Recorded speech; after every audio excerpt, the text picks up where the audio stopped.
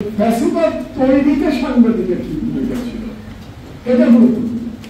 কারণ ফ্যাসিবাদ তৈরিতে আমি সাংবাদিকদের ভূমিকা যদি না জানি তাহলে বিপ্লবের সাংবাদিকদের ভূমিকার বিষয়টা আমরা ঠিক বুঝতে পারব। একটা রাষ্ট্রে ফ্যাসিবাদ নিজে নিজে তৈরি হয় না।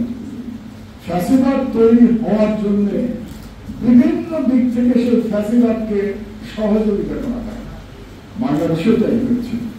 বাংলাদেশের ব্যবসায়ীরা ফ্যাসিবাদ তৈরিতে সহায়তা করেছিল, বাংলাদেশের আমলারা ফ্যাসিবাদ তৈরিতে সহায়তা করেছিল, বাংলাদেশের বুদ্ধিজীবীরা, বিশেষত আমি যাদেরকে ব্রাহ্মণ বুদ্ধিজীবী বলি, আমি নিজেকে বলি আমি শূদ্র এবং শূদ্র সম্পাদক বলি আমাকে।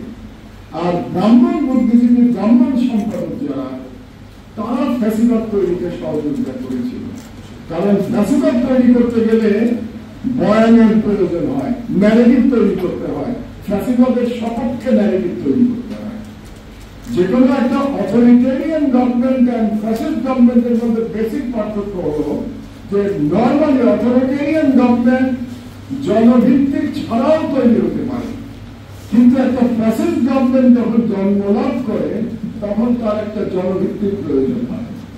আমি যদি জার্মানির দিকে তাকাই, হিটলার কিন্তু ক্ষমতায় এসেছিল নির্বাচনের মাধ্যমে ক্ষমতায় এসেছিল।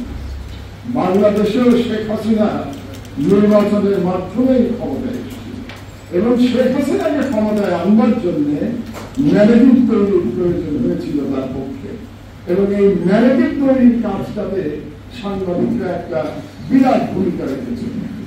আপনাদের নিশ্চয় মনে আছে সম্ভবত তারিখটা ছিল 24শে জুলাই 2024।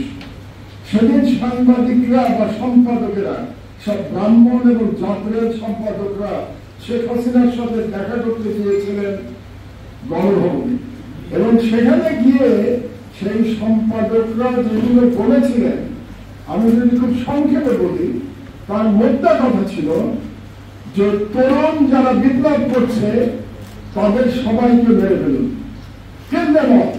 এই শব্দটা বলেন নাই, এই সেন্টেন্সটা এভাবে বলেন নাই, কিন্তু আপনারা যদি সেদিন সব সম্পাদকদের বক্তব্য ইউটিউবে পেয়ে যাবেন, আপনারা যদি পড়েন সেগুলো, তাহলে এটা মোদ্দা করা হচ্ছে যে যত জুলুম করতে হয়, যত গুলি চালাতে হয় সব করবেন, কিন্তু এই জুলাই যোদ্ধাদের নিশ্চিহ্ন করে দেবেন।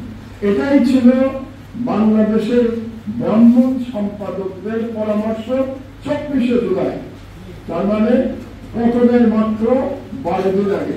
এটা ছিল তাদের পরামর্শ। তো কাজেই আমরা এই ফ্যাসিবাদ তৈরিতে সাংবাদিকদের ভূমিকা যেন ভুলে না